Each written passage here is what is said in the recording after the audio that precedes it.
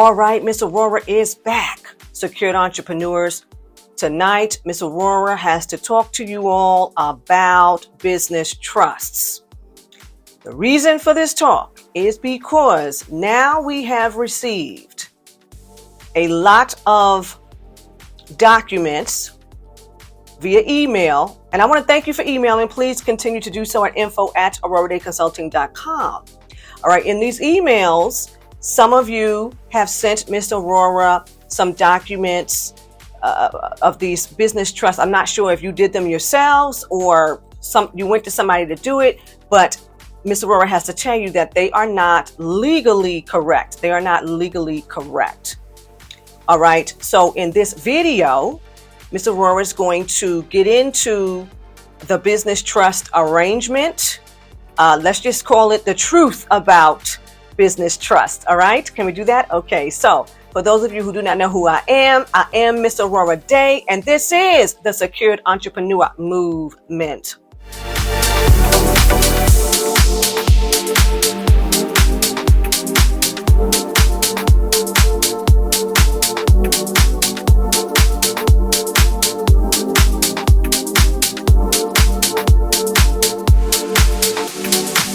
All right, now, secured entrepreneurs, what Miss Aurorah wants you to know is that just because FinCEN has this Corporate Transparency Act and you feel as though you do not wish to participate, you want to now operate out of a business trust.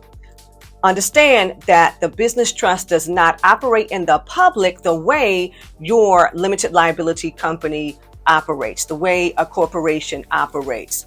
You still need to have access to business credit. The trust is not going to do that for you. The trust is not designed to do that, okay? You still need your public face. You still need your limited liability company. The issue that you're having, for those of you, I'm referring to those of you in the emails, the issue that you're having is that you are not organized in a state that is assisting you with anonymity. Remember what Mr. Aurorah already shared with the secured entrepreneurs. FinCEN, that FinCEN registration is not for the public. It is not going to be a place where people can just go up there and start looking up your entity like the Secretary of State. That's not why this is being done, okay? So I would say the first objective for you would be to correct your limited liability company's filing. And by that, I mean, you may have to dissolve the filing in the state that you're in and get on to a state that actually provides anonymity. And the reason why some of these emails, are looking so crazy is because there's a whole lot of misinformation on the internet. Okay. And there are people telling you to file in these particular states that don't have privacy enactments. So no, you're not going to be able to take advantage of that. So, okay, that's just one of the many things. Okay. So if in fact you desire to operate a business trust, understand that your whole endeavor is to fortify your financial foundation, because you're talking about enhanced asset protection. You're talking about having the ability to take full advantage of the tax benefits that come with the LLC, that might come with a corp, right? Because you would be naming, for the most part, I'm going to get into something else, but for the most part, you would be naming your company as the beneficiary of this particular type of trust. Okay. I personally would not put 2, 3, 4, 5. It would be one at a time. And the reason for that is because the trustee in this scenario is really playing the role of, the manager. The trustee here is really responsible for the asset protection. The trustee here is really responsible for the protection of all the assets that belong to the company. Okay, because what's happening is that you are separating your personal wealth from any potential business liabilities. Okay, so the trustee is a part of the strategic decision making. That means that the trustee is entrusted with making strategic decisions for the business. The trustee has to make decisions that align with the overall vision of the trust. The trustee is responsible for safeguarding all of the assets that belong to this trust. That would also entail the trustee being in financial management, risk mitigation. All right. In addition to that, you would have the trustee being responsible for profit distribution, the distribution of the profits, right? Where are the profits going? Are the profits being distributed to the beneficiaries? Are the profits being invested? Because this would also include where it is the dividends for the monies that have been invested for this trust. Where are those dividends going? All right. The trustee is responsible for that. The trustee is responsible for communicating with the beneficiaries. So the beneficiaries have to know what the financial records are looking like. The beneficiaries have to know how the business or businesses are doing, what is needed. Okay, what's going on here? The trustee is has the responsibility for all of these things. Let me not leave out compliance and reporting. Okay, that's a big one, because this is where a lot of people mess up.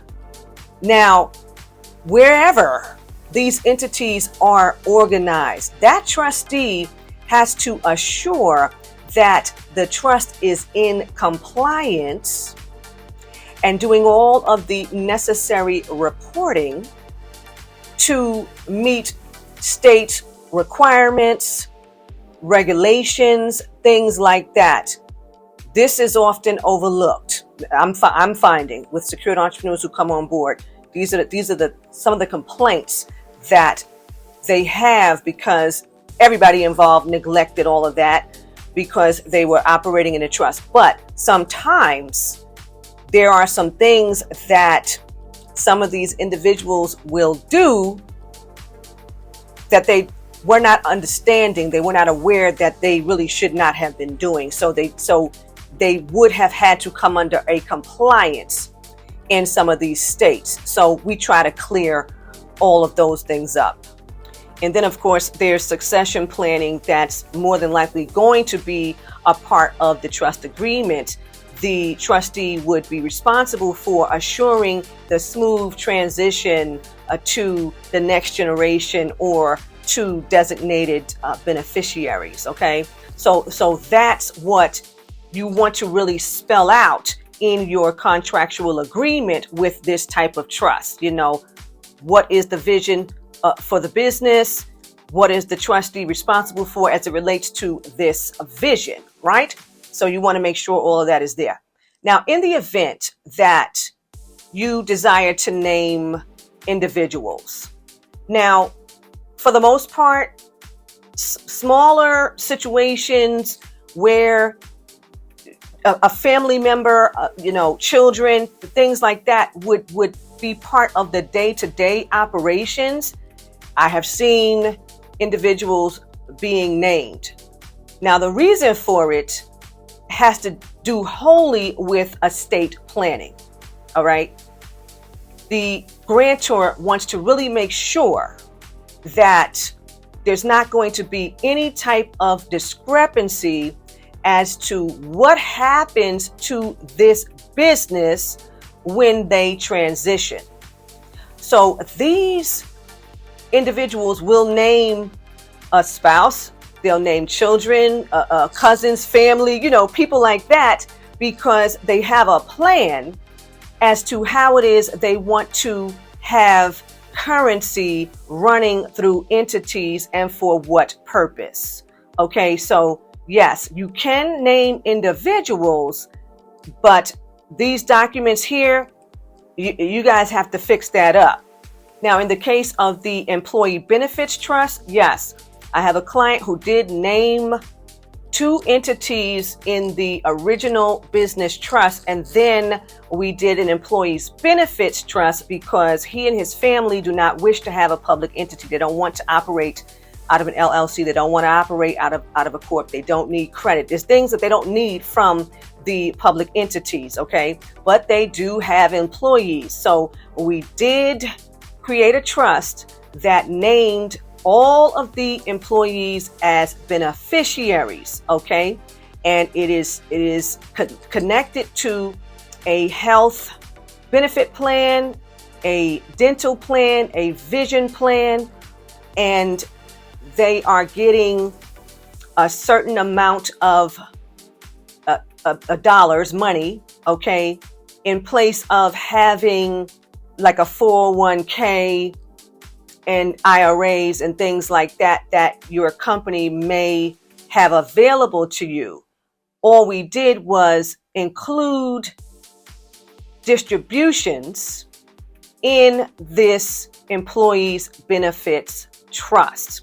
Okay, very intricate, and we spent a lot of time on it because he wanted to make sure that all bases were covered, and we actually managed to do that, and things are going smoothly. Okay, it takes a lot. That was,